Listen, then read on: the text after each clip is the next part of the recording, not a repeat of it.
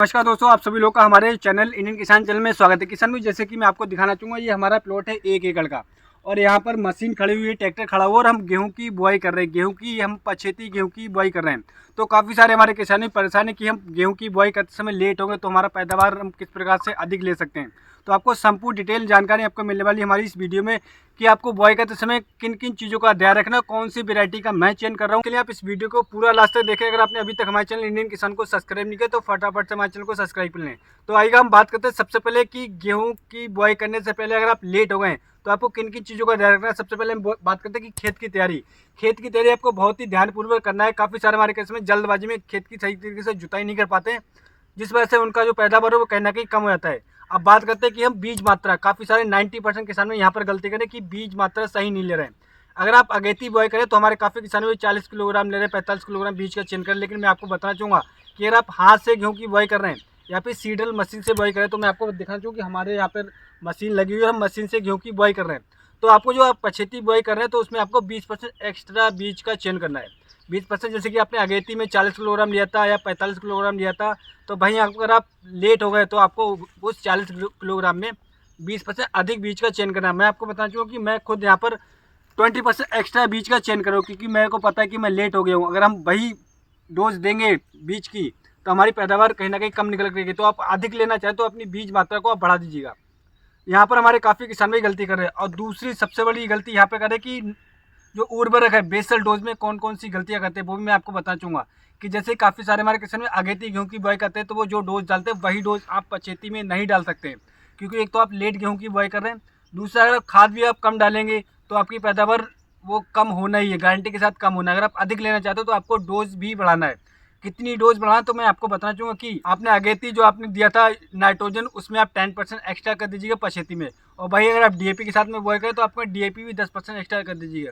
Overall जो मैं आपको बताना चाहूँगा कि आपको 10% एक्स्ट्रा खादों का प्रयोग करना है कि डोज में आपको 10% फर्टिलाइजर जो भी खाद है आपको उनको उर्वरकों को बढ़ा देना है। और आप अपनी गेहूं की पछेती बुआई करके और बहुत ही शानदार रिकातुर पैदावार लेना चाहते हैं तो मैं आपको बताना चाहूँगा मैं कौन सी वैरायटी का चयन को कितनी खादों का प्रयोग कर रहा हूँ।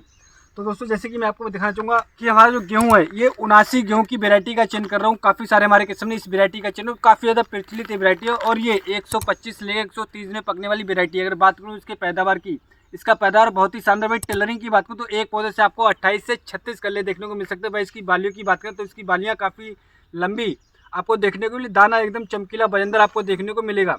और ये चीज़ मैं आपको और बताना चाहूँगा, ये वैरायटी जो है ये हमारे खुद का, यानी कि लास्ट हमने इस वैरायटी का चयन करते हमारे खुद घर का बीज है, इसी बीज का मैं चयन करूँ। तो आप भी अपने गेहूँ का जो आप इस वैरायटी को लाकर अगली साल भी इस वैरायटी का चयन करके बहुत ही शानदार पैदावार ले सकते हो। ये वैरायटी 79 गेहूँ की वैरायटी का मैं चयन कर रहा हूँ। और कितनी मात्रा में करूँ तो दोस्तों, जैसे कि मैंने जो अगेती बुआई कही थी तो उसमें मैंने 45 किलोग्राम बीज का चयन करा था। और वहीं मैं लेट गेहूँ की बुआई करूँ तो यहाँ पर ही 55 किलोग्राम, यानी कि मैं 55 किलोग्राम बीज का चयन करूँ 20% एक्स्ट्रा। तो आप भी ये सावधानी रखें कि जब भी आप लेट हो गए हैं तो 10 जनवरी तक गेहूँ की बुआई करें तो आपको 20% एक्स्ट्रा बीज लेना है। अब बात करते हैं कि नाइट्रोजन जैसे कि हालांकि 40 किलोग्राम देते हैं गेहूं की बुआई करते समय, अगर हम अगेती बुआई करते हैं वही मैं पछेती करूँ तो मैं यहाँ पे 50 किलोग्राम नाइट्रोजन ले रहा हूँ, यानी कि 10% एक्स्ट्रा नाइट्रोजन का भी प्रयोग कर रहा हूँ। तो आपको भी गेहूं की बुआई करते समय नाइट्रोजन की डोज को बढ़ा देना है, 10% एक्स्ट्रा कर देना है। अब बात करते हैं डीएपी, यानी कि हमारे यहाँ पे डीएपी से मैं हमेशा बुआई करता हूँ, तो आप भी डीएपी से बुआई करके बहुत ही शानदार पैदावार ले सकते हैं। लेकिन यहाँ पर भी काफ़ी सारे हमारे किसान गलती करते हैं कि जो डोज वो गेहूँ की बुआई करते समय अगेती में देते हैं वही डोज पछेती में देते, तो ऐसा आपको बिल्कुल भी नहीं करना है। पछेती में भी 10% आपको डीएपी का भी प्रयोग अधिक करना है। तो इस तरीके से आपको करना। बाकी मैं एक आपको बहुत ही महत्वपूर्ण चीज़ और बताने वाला हूँ कि 95% छोड़ो 99% किसान भी हमारे गलती करें कि अपनी गेहूँ की फसल में जब बुआई करते हैं किसी भी फंगिसाइड का प्रयोग नहीं करते, अपनी बीज शोधन बिल्कुल भी नहीं करते। अगर आप पछेती गेहूँ की बुआई करें तो यहाँ पर नमी होती है और नमी होगी तो हमारी गेहूं की फसल में फंगस लगने की समस्या बहुत ही अधिक देखने को मिलती है। इसलिए हमारा जो जर्मिनेशन वो 60%, 45%, 50% ही हो पाता है, जिस वजह से ओवरऑल जो हमारी पैदावार है वो कहीं ना कहीं 30 से 40% घट जाती है। तो यहाँ पर 99% हमारे किसान भी गलती करते हैं। दोस्तों, मैं आपको बताऊँ क्योंकि आप जैसे कि मैं यहाँ पर एक फंगिसाइड का प्रयोग कर रहा हूँ, तो आपको भी अगर आप पछेती गेहूँ की बुआई कर रहे हैं, मौसम लो होता है, दिसंबर और जनवरी के महीने में लो टेम्परेचर होता है और जिससे हमारी ज़मीन में काफ़ी ज़्यादा नमी होती है, तो फंगस का अटैक बहुत ही अधिक देखने को मिलता है। तो आपको कोई भी एक फंगिसाइड का प्रयोग अवश्य करना है। गेहूँ की बुआई चली है। और लास्ट में आपको एक बहुत ही ज़रूरी मैं आपको एक फार्मूला बताने वाला हूँ। काफ़ी सारे हमारे किसानों के सवाल है कि हमारे कोनों में और साइडों में काफ़ी गेहूँ की मात्रा कम होती है। तो जैसे कि मैं आपको बताना चाहूँगा, ये मशीन हमारी चल रही है। पूरे गेहूँ की बुआई होने के बाद, यानी कि पूरे खेत की बुआई होने के बाद में आपको लास्ट में जो मशीन होती है, सीडल मशीन, उसको चारों तरफ एक बार एक्स्ट्रा, यानी कि एक राउंड आपको एक्स्ट्रा घुमाना है। उससे ये हुआ कि मेड़ों पे काफ़ी ज़्यादा नुकसान भी देखने को मिलता है, काफ़ी जंगली जानवर और वैसे भी काफ़ी ज़्यादा नुकसान देखने को मिलता है। जिससे होगा कि आपकी गेहूँ की मात्रा थोड़ा अधिक हो जाए, जिससे आपका जर्मिनेशन भी होगा अधिक। और उसके बाद में उससे ये होगा कि आपकी साइडों में भी काफ़ी सारे किसानों का कम पैदावार निकल गए, तो यहाँ से आपकी साइड की पैदावार आप बढ़ा सकते हैं इस तरीके से।